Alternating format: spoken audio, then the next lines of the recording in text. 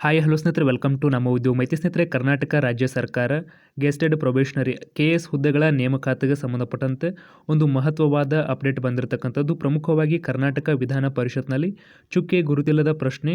ಪ್ರಮುಖವಾಗಿ ಶ್ರೀ ನಿರಾಣಿ ಹನುಮಂತ ರುದ್ರಪ್ಪ ಪದವೀಧರರ ಕ್ಷೇತ್ರ ಇವರು ಕೇಳಿರ್ತಕ್ಕಂತಹ ಪ್ರಶ್ನೆಗೆ ಮಾನ್ಯ ಮುಖ್ಯಮಂತ್ರಿಗಳು ಉತ್ತರವನ್ನು ನೀಡಲಾಗಿದ್ದು, ಪ್ರಮುಖವಾಗಿ ಏನೆಲ್ಲ ಚರ್ಚೆ ನಡೆದಿದೆ ಎಂಬುದರ ಬಗ್ಗೆ ಈ ಒಂದು ವಿಡಿಯೋದಲ್ಲಿ ಹೇಳ್ತಾ ಹೋಗ್ತೀವಿ. ಸೊ ವಿಡಿಯೋನ ಸ್ಕಿಪ್ ಮಾಡ್ದಂಗೆ ನೋಡಿ ಅಂತ ಹೇಳ್ತಾ ಬನ್ನಿ ಇವತ್ತಿನ ಒಂದು ವಿಡಿಯೋನ ಶುರು ಮಾಡೋಣ.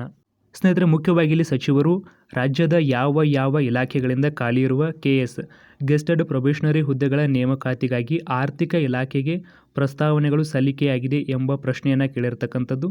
ಇದಕ್ಕೆ ಸಂಬಂಧಪಟ್ಟಂತೆ ಮಾನ್ಯ ಮುಖ್ಯಮಂತ್ರಿಗಳು ಯಾವ ಯಾವ ಇಲಾಖೆಗಳಿಂದ ಆರ್ಥಿಕ ಇಲಾಖೆಗೆ ಪ್ರಸ್ತಾವನೆಗಳನ್ನು ಕಳುಹಿಸಿಕೊಡಲಾಗಿದೆ ಎಂಬುದನ್ನು ಕೂಡ ಇಲ್ಲಿ ನೀಡಲಾಗಿದೆ.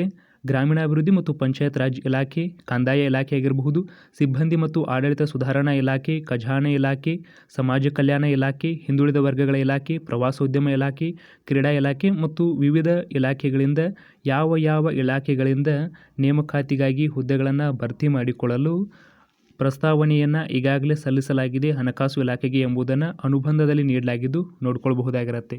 ಇನ್ನು ಆ ಒಂದು ಪ್ರಶ್ನೆಗೆ ಸಂಬಂಧಪಟ್ಟಂತೆ ಪ್ರತ್ಯುತ್ತರವಾಗಿ ಎಷ್ಟು KS ಹುದ್ದೆಗಳ ನೇಮಕಾತಿಗಾಗಿ ಸಿಬ್ಬಂದಿ ಮತ್ತು ಆಡಳಿತ ಸುಧಾರಣಾ ಇಲಾಖೆಯಿಂದ ಆರ್ಥಿಕ ಇಲಾಖೆಗೆ ಪ್ರಸ್ತಾವನೆ ಸಲ್ಲಿಸಿದೆ, ಅವುಗಳಲ್ಲಿ ಎಷ್ಟು ಹುದ್ದೆಗಳ ನೇಮಕಾತಿಗೆ ಸಂಬಂಧಪಟ್ಟಂತೆ ಆರ್ಥಿಕ ಇಲಾಖೆಯು ಒಪ್ಪಿಗೆಯನ್ನು ನೀಡಿದೆ ಎಂಬುದರ ವಿವರವನ್ನು ಕೇಳಿರ್ತಕ್ಕಂಥದ್ದು. ಇದಕ್ಕೆ ಸಂಬಂಧಪಟ್ಟಂಥ ವಿವರವನ್ನು ಅನುಬಂಧದಲ್ಲಿ ನೀಡಲಾಗಿದ್ದು ಅದನ್ನು ಕೂಡ ಇಲ್ಲಿ ನೋಡಬಹುದಾಗಿರುತ್ತೆ.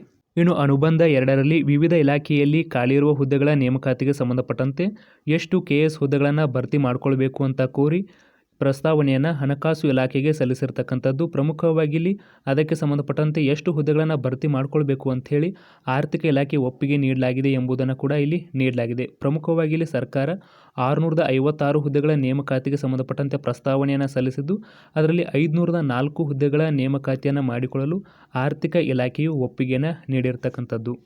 ಇನ್ನು ಮುಖ್ಯವಾಗಿ ಈ ಒಂದು 504 ಹುದ್ದೆಗಳ ನೇಮಕಾತಿಗೆ ಸಂಬಂಧಪಟ್ಟಂತೆ ಏನು ಆರ್ಥಿಕ ಇಲಾಖೆ ಸಹಮತಿ ನೀಡಲಾಗಿದೆ, ಇದರಲ್ಲಿ ಎಷ್ಟು ಹುದ್ದೆಗಳಿಗೆ ನೋಟಿಫಿಕೇಶನ್ ಆಗುತ್ತೆ ಎಂಬುದನ್ನು ಕಾದು ನೋಡಬೇಕಾಗಿದೆ. ಪ್ರಮುಖವಾಗಿ 300ಕ್ಕಿಂತಲೂ ಅಧಿಕ ಹುದ್ದೆಗಳಂತ ಹೇಳಲಾಗ್ತಾ ಇದೆ.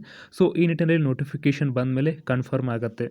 ಸ್ನೇಹಿತರೆ, ಮುಖ್ಯವಾಗಿ ಇದಿಷ್ಟು ಇವತ್ತಿನ ಒಂದು ಪ್ರಮುಖ ಮಾಹಿತಿಯಾಗಿತ್ತು. ಇದೇ ರೀತಿ ಹೆಚ್ಚಿನ ಮಾಹಿತಿ ಅಪ್ಡೇಟ್ಸನ್ನು ಪಡೆಯಲು ನಮ್ಮ ಚಾನೆಲ್ ಸಬ್ಸ್ಕ್ರೈಬ್ ಮಾಡಿ ಮತ್ತು ಹೆಚ್ಚಿನ ಮಾಹಿತಿಗಾಗಿ ನಮ್ಮ ಉದ್ಯೋಗ ಮಾಹಿತಿ .in ಈ ಒಂದು ವೆಬ್ಸೈಟ್ಗೆ ಭೇಟಿ ನೀಡುವುದರ ಮೂಲಕವಾಗಿ ವಿವಿಧ ನೇಮಕಾತಿಗಳ ಸಂಪೂರ್ಣ ಮಾಹಿತಿಯನ್ನು ಪಡೆಯಬಹುದಾಗಿದೆ.